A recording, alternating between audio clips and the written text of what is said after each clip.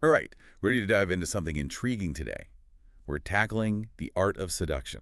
By Robert Greene. Exactly. And before anyone gets the wrong idea, This isn't about pickup lines or anything. all right, this is about the psychology of influence, attraction, power dynamics, all that good stuff. Greene's book is our main source, but We've got historical examples. yes, it's going to be fascinating. What's so interesting about Greene is how he takes these timeless principles of seduction Timeless, yeah. and shows how they play out over and over again throughout history. So we're talking Cleopatra, Marilyn Monroe, Casanova, even Andy Warhol. all masters of seduction in their own way. Okay, but let's be clear. We're here to understand these tactics. Not necessarily run out and use them. Exactly. Knowledge is power, right? Think of this as a crash course, In the subtle art of influence. which comes in handy more often than you think. More than you think, yeah. So let's kick things off with one of Greene's big ideas, persona. Right, the dandy archetype. Okay, so like Beau Brummel, the original fashion icon. And then you've got Andy Warhol with the silver wig and that mysterious aura. What is it about these dandies? They're not just into trends, they disrupt them. Okay. It's this ambiguous presence that plays with what you expect, and that sparks curiosity. Like Warhol, he was famous for being elusive. Hiding behind those dark glasses. Exactly. Always holding back, keeping people guessing. He even, get this, had an actor impersonate him at lectures. Wait, seriously? A Warhol stand-in? No joke. This actor, Alan Midget, looked nothing like him. Wow. But they dressed him up, powdered his face, the whole 9 yards, and sent him out to lecture on art. And the kicker, the guy knew nothing about art. Oh, that's classic Warhol. Yeah. So it's not about just copying the look. No. It's about cultivating that air of, what'd you call it? Mystique. Exactly. Okay, let's move on to another one of Greene's intriguing, maybe even a little manipulative sounding tactics. You're talking about strategic weakness. Yeah, how does that even work? Seems kind of counterintuitive to seduction. It's all about playing with those power dynamics, Ah. creating a shift that can actually work to your advantage. Okay, I'm listening. Think about Casanova, legendary lover. He would often play the victim.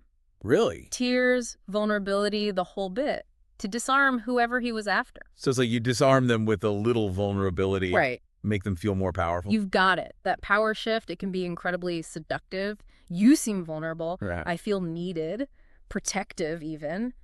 And that sympathy, well, it can quickly become something much stronger.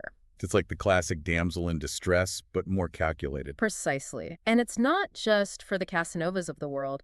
Greene even points to Madame de Pompadour, Mistress to King Louis the Kicktiff. the one and only, a master of strategic weakness. She kept that king under her thumb for years, and he was known for being pretty fickle. So how did she do it? Hold his attention for so long? She played the vulnerability game like a pro, feigning illness, expressing insecurities. Making the king feel needed, I get it. Exactly. It's a strategy that kept him coming back for more. Even with other women vying for his attention. Oh, absolutely. It's about finding that balance between vulnerable and alluring, Right. without seeming too pathetic. Which brings us to another fascinating aspect, illusion. Ah, yes. Crafting that captivating fantasy. Which honestly feels like a core part of seduction, right? Absolutely. Seducers throughout history have used this to draw people in. And when you think of illusion and seduction, you've got to think Cleopatra. I mean, she's practically the poster child for it. But she wasn't just beautiful. No, she created this whole captivating world for her lovers. Lavish parties. Exotic animals, whispers of ancient rituals, you name it. She was basically living the dream and bringing whoever she wanted along for the ride. Exactly. And she knew what she was doing. Take Mark Antony. She knew he loved luxury and excitement, so she created these elaborate spectacles catering to his every whim. Every whim. She turned the mundane into something unforgettable. It's like she understood that seduction isn't just physical. It's deeper than that. It's about appealing to desires, fantasies, that need for something more. You hit the nail on the head. She offered an escape. A taste of the extraordinary. And that is a powerful aphrodisiac. Okay, I'm definitely intrigued. We've talked about these seductive archetypes, the dandy, the victim, the siren. Yeah. But let's put some faces to the names. Right. Time for some real-life example. Exactly. Seduction in action. And when you think seduction, you gotta think Cleopatra. I mean, the woman had Julius Caesar, Mark Antony, wrapped around her finger. It's legendary. But was it just, her looks? Well, she was known as a great beauty. Right, she was, but there had to be more to it. I mean, she's ruling Egypt, dealing with Rome, It seems like seduction was almost like a diplomatic tool for her. Oh, absolutely. Cleopatra was incredibly intelligent, Ah, a master strategist. She used everything to her advantage, including her image. okay. She wasn't just a ruler, she cultivated this persona of a living goddess, Wow. tapping into that Egyptian belief in the pharaoh's divine right. So you're coming at this Yeah. from a Roman perspective. Exactly. They're obsessed with Egypt. It's like she understood the power of image, of myth-making, even back then. Totally. But it wasn't just about the image, Right. right? She was known to be really witty, Oh, intelligent. absolutely. Spoke multiple languages, well-read, could hold her own in any conversation. About anything. Anything. Politics, philosophy, even just gossip. She really was the total package. And, she charmed Caesar, Yeah. but she formed a real political alliance with Mark Antony. This woman knew how to play the game. Beauty, brains, and she knew how to make an entrance. Didn't she have herself smuggled into Caesar's palace, like rolled up in a rug? She did. I mean, talk about unforgettable, and that's what she was so good at, turning the mundane into a spectacle. It's a good lesson. It is. Even if you're not trying to rule an empire, sometimes it's the unexpected that makes you captivating. Absolutely. Okay, so from ancient Egypt, let's fast forward a bit. 20th century Hollywood. Another icon Greene talks about, Marilyn Monroe. Now, she seems like a classic example of that siren archetype we talked about. Right. The voice, the curves. But was there more to her than met the eye? Because you have to imagine she was incredibly strategic. Oh, absolutely. Marilyn Monroe, a master of calculated seduction. Really? Oh, yeah. Don't let the voice and the curves fool you. She was incredibly smart, Okay. strategic. She understood persona like nobody's business. The transformation from Norma Jean Baker to Marilyn Monroe. Full reinvention. Exactly. Yeah. She honed her skills. She studied acting, singing, dancing, Right. knew how to use the camera, but also cultivated that vulnerability, Okay. which honestly just made her even more alluring. It's interesting because on the one hand, you have this image, right, of ultimate confidence, blonde, bombshell. But then you hear interviews, and she's talking about her insecurities, Yeah. her childhood. That's true. It makes her seem more human, relatable even. And that was the genius. By letting that vulnerability show, it created this magnetic pull. People, especially men, wanted to protect her, be the one to make her happy. Make her happy. Yeah. It's classic. Make someone feel needed. Yeah. It's powerful. Incredibly. It really is. So we've got our queen, we've got our Hollywood starlet. Two very different approaches, Very different, both incredibly effective. but effective. And you know what? Let's throw something else in the mix. Okay. Let's talk about the rake. The rake. Think Lord Byron, Duc de Richelieu, Gabrielle D'Annunzio, the original bad boys. Ooh, okay. Bad boys. I like it. Now, they weren't always conventionally attractive, Right. but they had this charm, this dangerous aura that was just magnetic. It's that bad boy thing, right? Yeah. That allure of the forbidden, the thrill of the unknown. Exactly. They were breaking hearts left and right. As they do. Uh, So what was their secret weapon? Language. They were masters of language. Oh, interesting. These were often writers, poets, known for their wit, their way with words. They could spin a captivating tale. It's like they offered this glimpse into a world that was beyond the conventional. Exactly. Awakening those repressed desires. So it's dangerous, it's exciting. It is.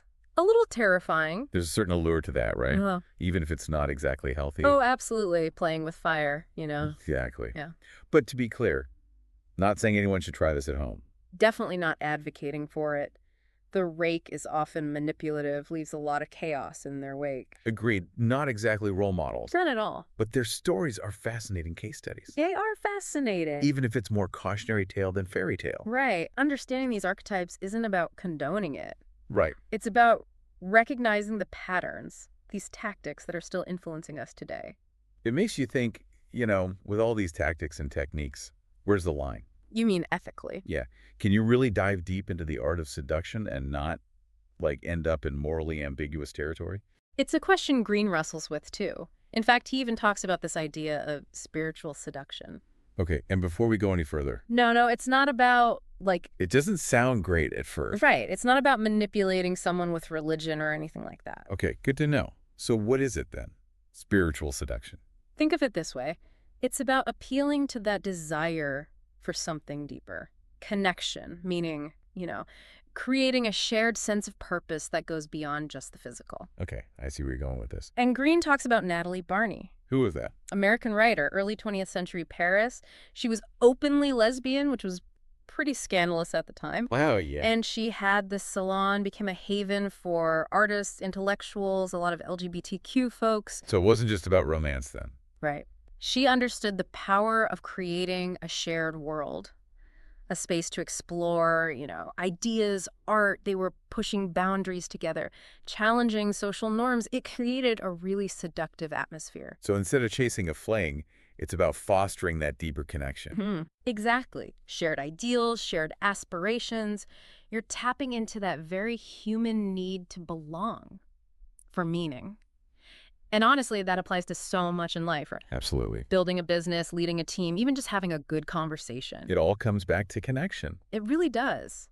But, and this is a big but, there's a fine line between all this allure and straight-up manipulation.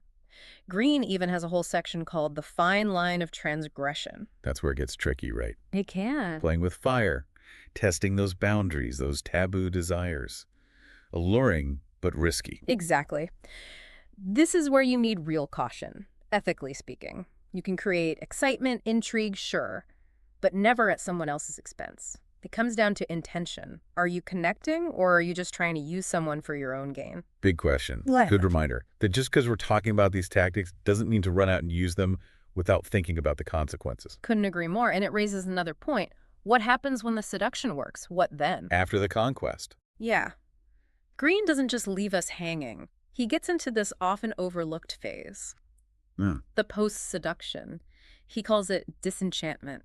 It's like that old saying, never meet your heroes. Oh, yeah. The case is fun, but reality rarely lives up to the fantasy. So true. So how do you keep the magic going? How do you navigate that shift? Greene's got some strategies, like fighting against inertia. Okay, explain that one. That initial excitement of something new, it fades if you let it become routine, You got to keep things fresh, find ways to surprise each other. Even in a long-term relationship. Especially in a long-term relationship. Keep that spark alive. Easier said than done sometimes. All right. Another one he talks about is using absence to increase respect and desire. Absence. That's interesting. It seems counterintuitive, but a little distance can make you appreciate each other more. Absence makes the heart grow fonder, right? I've heard that somewhere. And it keeps you from getting too familiar, too predictable. Remember, mystery. It's important. So keep them guessing. Exactly. And finally, he talks about ending the seduction gracefully, strategically. Because sometimes things just run their course, right? It happens. Knowing when to walk away. And doing it without a ton of drama or hurt feelings. That's an art form in itself. It really is. And even when a seduction ends, those lessons you learn, the insights, that stays with you. So it's about knowing yourself as much as it is about those connections with others. Absolutely. Well, on that note, as we wrap up our deep dive into the art of seduction, we'll leave you with this.